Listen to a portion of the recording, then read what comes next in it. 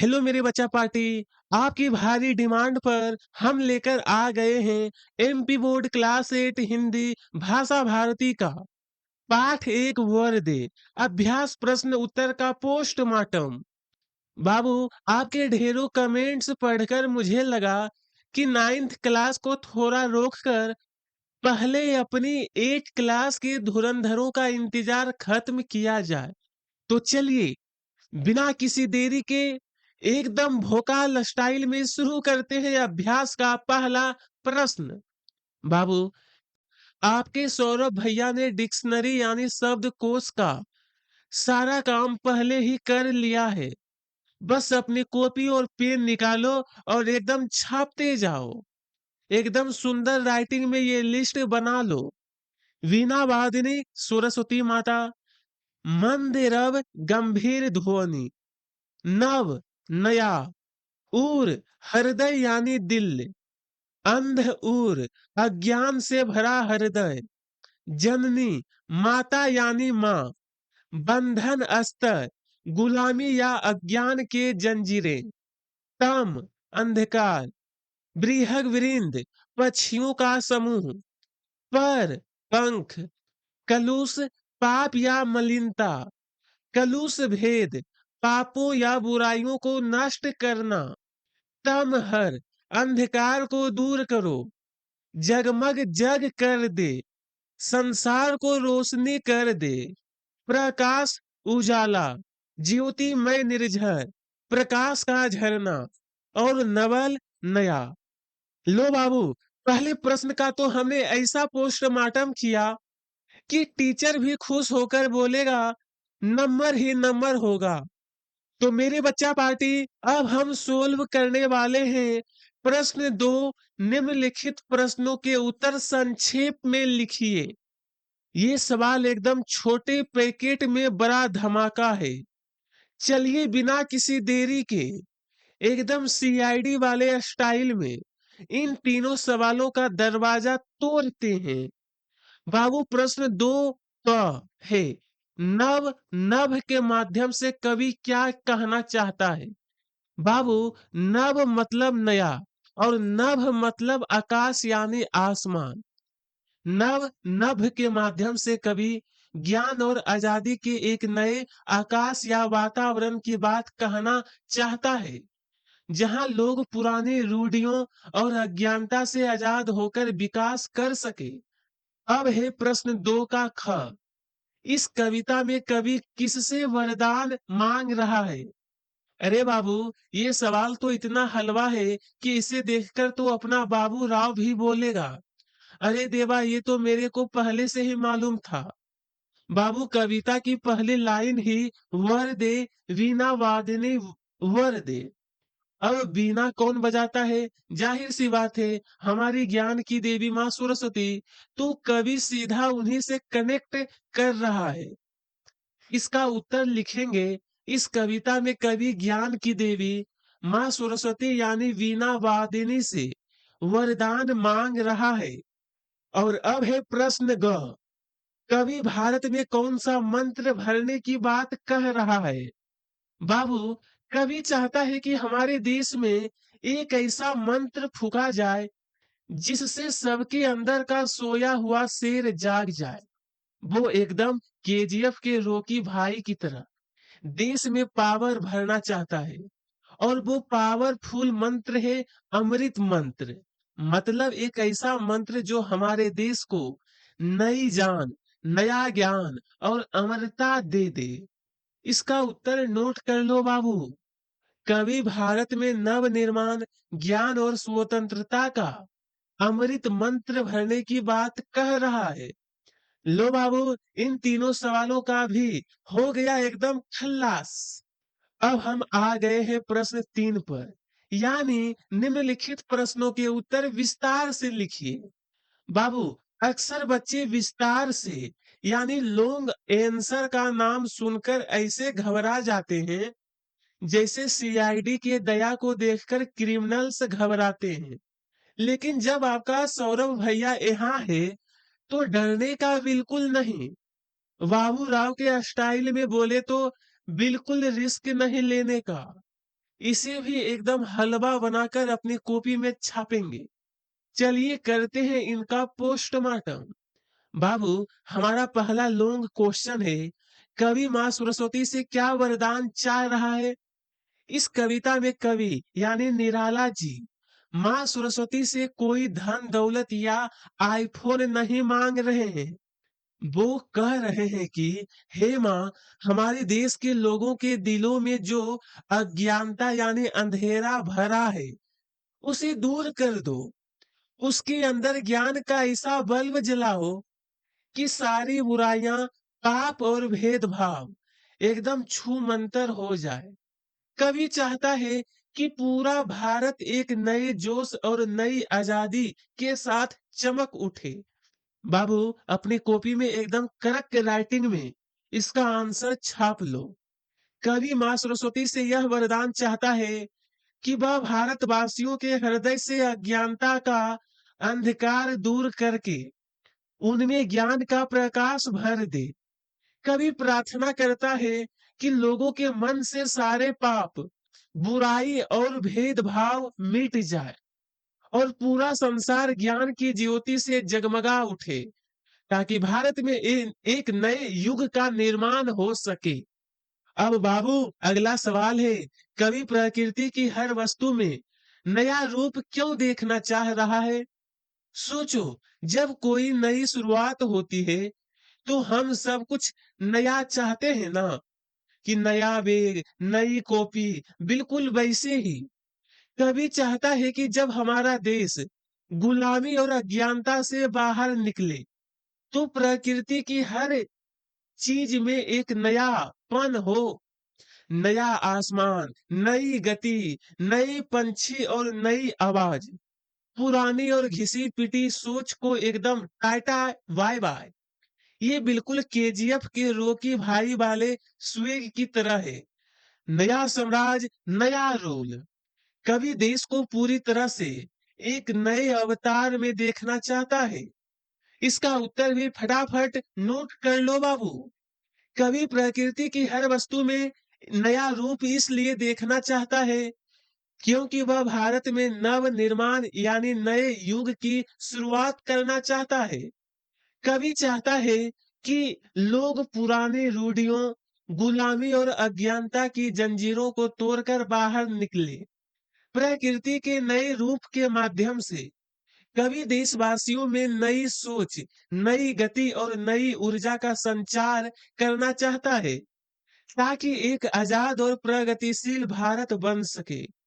तो बच्चा पार्टी, आ गए हम प्रश्न 4 पर। ये रिक्त स्थान भरिए, यानी फिल इन द ब्लैंक्स वाले सवाल तो एग्जाम में एकदम फ्री के नंबर बांटते हैं। इन्हें सोल्व करना मतलब एकदम सीआईडी के प्रत्युमन की तरह सुरांग ढूंढना।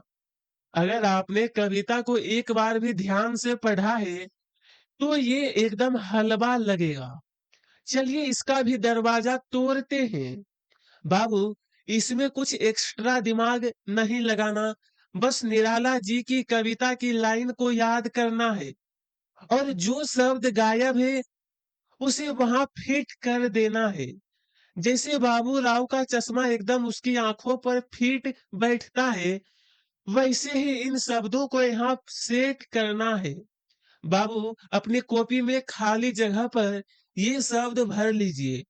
क, कलुष भेद कम हर प्रकाश भर। ह, काट अंध उर के बंधन अस्तर। ग, वहा जनने ज्योतिमय निर्झर। घ, नभ पर नव स्वर दे। लो बाबू, ये वाला सवाल भी हो गया एकदम खल्लास। एकदम कड़क राइटिंग में छाप लो इसे अपनी कॉपी में। अब हम सोल्व करने वाले हैं प्रश्न 5, यानी भाव स्पष्ट कीजिए।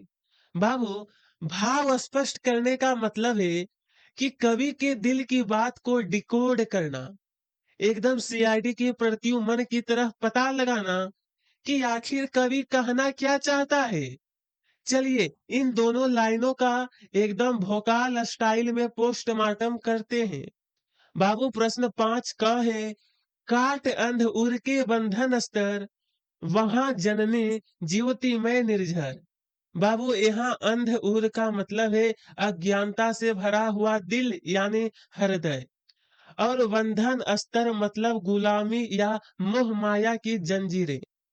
कवि माँ सरस्वती यानी जननी से कह रहा है कि हे माँ, हमारे दिलों में जो अज्ञानता या अंधेरा के ताले लगे हैं, उन्हें काट दो, तोड़ दो, और वहां ज्ञान का ऐसा झरना यानी ज्योतिमय निर्झर बहा दो कि शक्तिमान की क्लिप्स यानी अंधेरा कायम रहे, का एकदम खात्मा हो जाए और सब जगह उजाला ही उजाला हो जाए। बाबू अपने कॉपी में एकदम कड़क राइटिंग में इसका भाव छाप लो। भाव इन पंक्तियों में कवि माँ सरस्वती से प्रार्थना करता है कि हे माँ, मनुष्यों के हृदय में जो अज्ञान और मोह के बंधन है, उन्हें काट कर मुक्त कर दो।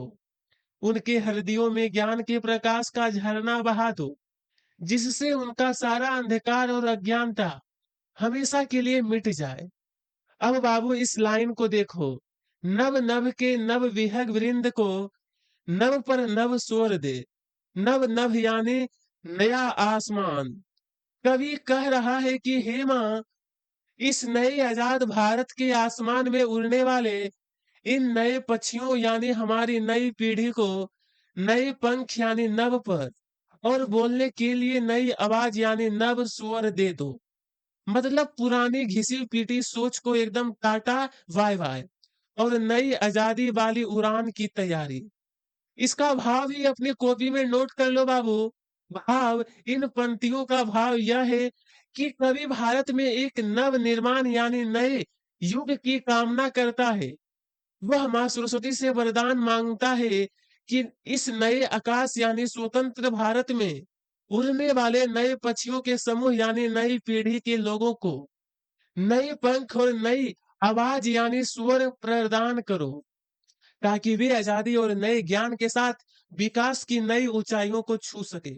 आज गए हैं एकदम केबीसी यानी कौन बनेगा करोड़पति वाले मूड में। आपके सामने प्रश्न है, सही विकल्प चुनकर लिखिए। बाबू ये वाले सवाल तो एग्जाम में एकदम फ्री के नंबर होते हैं। बस थोड़ा सा दिमाग लगाना है और आंसर सीधा आपकी झोली में। अमिताभ बच्चन जी के स्टाइल में बोले तो चलिए खेलते हैं सही विकल्प। बाबू सबसे पहले क वाले को देखो। नभ नभ के नव विहग वृंद को। यहाँ ध्यान से सुनो। न और वह अक्षर बार बार आ रहे हैं। जब कोई अक्षर यानी लेटर बार बार रिपीट होता है ना, जैसे चंदू के चाचा ने चंदू की चाची को, तो वो वहां हमेशा अनुप्रास अलंकार होता है। एकदम फिक्स कर लो दिमाग में। अब ख वाला देखो। वर्दी कविता किसने लिखी है? अरे बाबू, ये तो हमने सबसे पहले ही पढ़ा था। इस धासु कविता की रचयिता हमारे सूर्यकांत त्रिपाठी निराला जी हैं। और आखिरी गा वाला विहग वृंद का क्या मतलब है? बाबू, अभी पिछले ही सवाल में हमने डिकोड किया था कि विहग मतलब पक्षी और वृंद मतलब समूह। तो सीधा सा आंसर हो गया पक्षियों का समूह। खाना एकदम हलवा। बाबू अपनी कॉपी में सही विकल्प पर एकदम कड़क राइटिंग में टिक लगा लो और लिख लो। तो बच्चा पार्टी, अब हम कविता की गहराइयों से बाहर निकलकर आ गए हैं भाषा अध्ययन यानी ग्रामर वाले सेक्शन में। बाबू, ग्रामर का नाम सुनकर घबराना नहीं है। आपके सौरभ भैया इसे भी एकदम मक्खन की तरह क्लियर कर देंगे। चलिए इस पेज का भी एकदम भोकाल स्टाइल में पोस्टमार्टम करते हैं। बाबू, पहला प्रश्न कह रहा है शुद्ध उच्चारण कीजिए। मतलब आपको इन भारी भरकम शब्दों को एकदम सही सही बोलना है। अगर आप स्वतंत्र को स्वतंत्र या अमृत को अमृत बोलेंगे, तो वो थ्री इडियट्स वाले चतुर की स्पीच जैसा गड़बड़ हो जाएगा। इसलिए एकदम क्लियर और कॉन्फिडेंस के साथ बोलना है। मेरे साथ भी आप बोल सकते हो। मैं एक बार आपको बता देता हूं। वीणा वादिनी, स्वतंत्र, अमृत, ज्योतिमय, विहग वृंद, बंधन, निर्झर और जननी। अब बाबू जरा इस नीचे वाले बॉक्स पर ध्यान दो। ये एक बहुत तगड़ा सीक्रेट बता रहा है। आपने नोटिस किया कि जननी और वीणा वादिनी में जो बड़ी ई की मात्रा लगती है, फिर कविता में छोटी ई क्यों लगी है? क्या बुक वालों से प्रिंटिंग मिस्टेक हो गई है? बिल्कुल नहीं बाबू। हिंदी ग्रामर का रूल है कि जब हम किसी को पुकारते हैं यानी संबोधन करते हैं, तो लास्ट वाली बड़ी ई की मात्रा छोटी ई बन जाती है। और दूसरा कारण है कविता की लय और ताल सेट करना। एकदम बाबू राव के स्टाइल में समझ लो। स्टाइल है बाबू भैया, पोइट्री का स्टाइल है।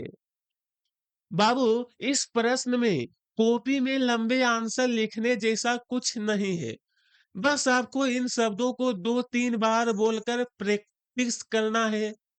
लेकिन हाँ, नॉलेज के लिए ये सीक्रेट रूल अपनी कॉपी के सबसे ऊपर मार्जिन में स्टार बनाकर लिख लो। सौरभ भैया का स्पेशल नोट। जब हम कविता में किसी को पुकारते हैं या संबोधन करते हैं, तो शब्द के अंत की बड़ी ई की मात्रा छोटी ई में बदल जाती है। जैसा जननी बन जाता है जननी। तो बच्चा पार्टी, अब आते हैं ग्रामर के एक और धांसू सवाल पर। बाबू, स्क्रीन पर दिया गया ये प्रश्न दो। दिखने में जितना छोटा है, एग्जाम में उतना ही तगड़ा बाउंसर डालता है। बाबू, हिंदी ग्रामर में र एकदम डोन की तरह है। इसके कई भेष या रूप होते हैं। एक तो सिंपल र, जो सीधे सीधे आता है। दूसरा होता है रेफ, जो अक्षर के सिर पर हेलीकॉप्टर की तरह उड़ता है, जैसे कर्म। और तीसरा होता है पदेन, जो अक्षर के पैरों में बैठ जाता है, जैसे क्रम। लेकिन बाबू, यहाँ एक बहुत बड़ा धोखा है। जहाँ अच्छे अच्छे गच्चा खा जाते हैं। बाबू, अमृत या विरिंद में जो नीचे लगा है, वो र नहीं बल्कि री की मात्रा है। इसीलिए इसे भूलकर भी र वाले शब्दों में मत लिख देना, नहीं तो एग्जामिनर सीधा अंडा पकड़ा देगा। समझ रहे हो? समझ रहे हो आप? बाबू, अपनी कॉपी में इन शब्दों को एकदम कैटेगरी बनाकर सुंदर सुंदर छाप लो। उत्तर में लिखेंगे वर्द पाठ में आए र के विभिन्न रूप वाले शब्द।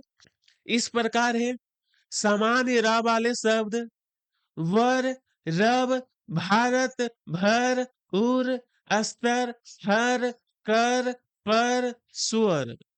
रेफ वाले शब्द ज्योतिमय, निर्झर। और पदेन वाले शब्द प्रिय, स्वतंत्र, मंत्र, मंद, प्रकाश। तो मेरे बच्चा पार्टी, तैयार हो जाओ एक मजेदार गेम के लिए। बाबू, जो प्रश्न 3 है, वो कोई बोरिंग ग्रामर का सवाल नहीं है, बल्कि न्यूज़पेपर में आने वाले क्रॉसवर्ड यानी पहेली की तरह है। तो चलिए, सीआईडी के प्रत्युमन की तरह अपनी नजरें तेज करते हैं और इस जादुई डिब्बे में छिपे शब्दों को ढूंढ निकालते हैं। बाबू, पर्यायवाची मतलब ऐसे शब्द जिनका अर्थ एकदम सेम टू सेम हो, यानी सिनोनियम। बुक वालों ने आपकी हेल्प के लिए अमृत के दो पर्यायवाची सुधा और अमी पहले ही ढूंढ कर दे दिए हैं। अब बाकी के शब्दों को हमें इस डिब्बे यानी ग्रिड में से ढूंढना है। अरे, ये तो एकदम बच्चों का खेल है रे बाबा। बस शब्दों को ऊपर नीचे दाएं बाएं जोड़ना है। जैसे जननी के लिए डिब्बे में देखो, ऊपर माँ और ता लिखा है और नीचे माँ भी छिपा है। बस ऐसे ही सारे सुराग ढूंढने हैं। बाबू बिना टाइम वेस्ट किए फटाफट अपनी बुक की खाली जगहों में ये धांसू आंसर फिल कर लो। अमृत के लिए सुधा और अमी, यह पहले से दिया है। जननी के लिए माता माँ, रात के लिए रात्रि निशा, जग के लिए संसार जगत, आकाश के लिए गगन नभ, विहग के लिए पक्षी खग। तो बच्चा पार्टी, अब हम आ गए हैं विलोम शब्दों के अखाड़े में। बाबू यह प्रश्न चौथा एकदम हलवा है, बस थोड़ा सा दिमाग लगाना है। चलिए इसका भी एकदम भोकाल तरीके से पोस्टमार्टम करते हैं। बाबू विलोम शब्द का मतलब होता है एकदम उल्टा यानी अपोजिट। जैसे दिन का रात, हीरो का विलेन, या फिर हेरा फेरी के बाबू राव के एकदम उल्टे स्वभाव वाले श्याम। अब देखो, बुक वालों ने एक एग्जाम्पल खुद ही दे दिया है। तम यानी अंधेरा का उल्टा प्रकाश यानी उजाला। अब हमें इसी तरह के चार और उल्टे या विपरीत अर्थ वाले जोड़े लिखने हैं। बाबू हम तो अपनी इसी वर्दे कविता में से ऐसे धांसू शब्द निकालेंगे कि टीचर भी बोलेंगे वाह क्या बात है। बाबू अपनी बुक में दी गई खाली जगहों में एकदम सुंदर सुंदर राइटिंग में ये शब्द भर लो। शब्द और उसके विलोम शब्द। तम का प्रकाश, यह पहले से दिया गया है। स्वतंत्र का प्रतंत्र या गुलाम, अमृत का विष या जहर, बंधन का मुक्ति या आजादी, और नव यानी नया का प्राचीन या पुराना। अरे वाह मेरे बच्चा पार्टी, अब हम आ गए हैं ग्रामर के सबसे धांसू और भोकाल टॉपिक पर। उपमा अलंकार। बच्चे अक्सर इसके इन चार भारी भरकम शब्दों को देखकर डर जाते हैं, लेकिन आपका सौरभ भैया इसे एकदम पुष्पा स्टाइल में झुका देगा। चलिए इसका पोस्टमार्टम करते हैं। बाबू उपमा अलंकार का मतलब है जब हम किसी एक चीज की तुलना किसी दूसरी बहुत फेमस चीज से करते हैं। इसी ऐसे समझो, उपमेय जिसकी तुलना की जाए, यानी अपनी पिक्चर का हीरो। उपमान जिससे तुलना की जाए, यानी वो सुपरस्टार जिससे हीरो को कंपेयर कर रहे हैं। साधारण धर्म वो क्वालिटी या गुण जो दोनों में सेम है। वाचक शब्द वो शब्द जो बताता है कि तुलना हो रही है, जैसे सी, सा, सम, सरिस, समान। अब पहला उदाहरण देखो। सीता का मुख चंद्रमा के समान सुंदर है। यहाँ हीरो कौन है? सीता का मुख यानी उपमेय। सुपरस्टार कौन है? चंद्रमा यानी उपमान। दोनों में कॉमन क्या है? तो दोनों सुंदर है यानी साधारण धर्म। और जोड़ने वाले शब्द क्या है? समान यानी वाचक शब्द। खाना एकदम हलवा। अब फटाफट अपनी बुक की टेबल भरते हैं। बाबू अपनी बुक में दी गई तालिका को बिल्कुल इसी तरह भर लीजिए, एकदम कड़क राइटिंग में छापना।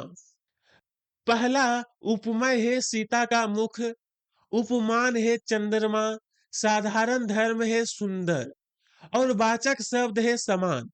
ठीक इसी तरीके से दूसरा उपमेय है मन, उपमान है पीपर पात, साधारण धर्म है डोला, और वाचक शब्द है सरिस। तीसरा उपमेय है हरिपद, उप उपमान है कमल, साधारण धर्म है कोमल, और वाचक शब्द है से।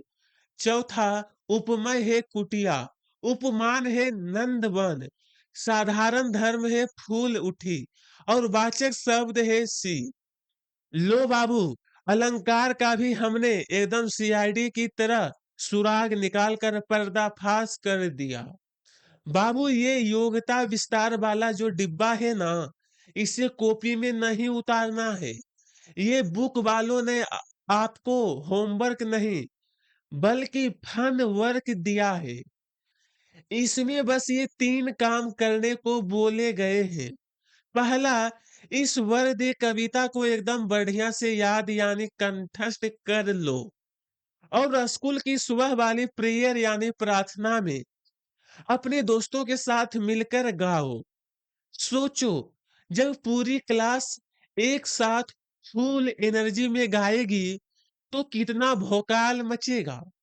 दूसरा, इस कविता को पढ़कर आपके दिमाग में जो भी नए आइडिया या फीलिंग्स आई है उन्हें अपने दोस्तों के साथ शेयर करो। गपशप करो कि आजादी और ज्ञान का असल मतलब क्या होता है। और तीसरा है, अपने टीचर से पूछकर ऐसे ही कुछ और मस्त मस्त कविताएं ढूंढो और अपने नॉलेज बढ़ाओ। मतलब बाबू, ये सेक्शन सिर्फ आपके टैलेंट को बाहर निकालने के लिए है, नोट्स बनाने के लिए नहीं। अब बाबू, जरा इस दूसरे वाले पीले बैनर को देखो। इसमें एकदम पत्ती की बात लिखी है, प्रार्थना से मन को शांति मिलती है। सोचो बाबू, जब आप दिन भर पढ़ाई करते हो, खेलते हो या कभी-कभी टेंशन में आ जाते हो कि अरे यार एग्जाम आ रहे हैं, तब दिमाग एकदम मोबाइल की तरह हैंग होने लगता है। ऐसे टाइम पर प्रार्थना यानी प्रेयर आपके दिमाग के लिए एकदम रिफ्रेश बटन का काम करती है। जब हम 2 मिनट आंख बंद करके सच्चे मन से माँ सरस्वती या भगवान को याद करते हैं तो सारी टेंशन छू मंतर हो जाती है और मन एकदम रिलैक्स और शांत हो जाता है। इसलिए बुक वालों ने चैप्टर के लास्ट में ये लाइनें लिखी है ताकि आप पढ़ाई के साथ साथ अपने मन को रिलैक्स रखना भी सीखें। बाबू, हमने एमपी बोर्ड क्लास 8 हिंदी का चैप्टर 1 वर्ड एकदम भोकाल तरीके से पूरा निपटा दिया है। मुझे 100% यकीन है कि अब एग्जामिनर चाहे कहीं से भी सवाल पूछ ले, आप लोग उसका एकदम सीआईडी की तरह पोस्टमार्टम कर दोगे। बस बाबू, एक काम जरूर करना, इन सारे आंसर को अपनी फेयर कॉपी में एकदम सुंदर सुंदर राइटिंग में छाप लेना ताकि एग्जाम के टाइम बस एक बार पढ़ना पड़े और दिमाग की बत्ती जल जाए। तब तक के लिए मेरे सभी विद्यार्थियों, हंसते रहिए, मुस्कुराते रहिए, एकदम मन लगाकर पढ़ाई करते रहिए और अपने माता पिता का नाम रोशन करते रहिए। बाबू राव के स्टाइल में कहे तो टेंशन बिल्कुल नहीं लेने का बाबा, पढ़ाई करने का। मिलता हूँ आपसे अगली क्लास में एक नए चैप्टर के साथ। जय हिंद, वंदे मातरम। आपका अपना सौरभ भैया।